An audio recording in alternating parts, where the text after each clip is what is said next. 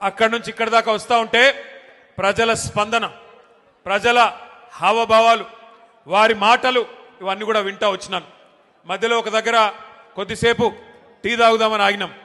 అక్కడ పాలేరు నియోజకవర్గం ఎంటర్ అయిన తర్వాత ఆ టోల్ గేట్కి యువతల కొద్దిసేపు ఆగినాం.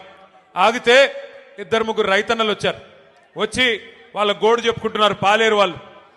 అన్నా, మా ఎమ్మెల్యే గారు ఇప్పుడు మంత్రిగా ఉన్నారు, వ్యవసాయ మంత్రి గారు మా జిల్లా, ఇద్దరున్నారు, ఉప ముఖ్యమంత్రి కూడా మా జిల్లానే, 3 మంత్రులు 3 మొనగాళ్ళు ఉన్నారు. కానీ దురదృష్టం ఒక్క యూరియా బస్తా దొరకడం లేదు. ఎవరికి చెప్పుకోవాలి, మేము ఎవరికి చెప్పుకోవాలా అని రైతన్నలు వచ్చి అడుగుతుంటే వారిని నేను ఒకటే అడిగిన, మరి మార్పు మార్పు అన్నారు, మార్పు మార్పు అని ఓటేశారు, బాగున్నదా మార్పు అని అడిగిన.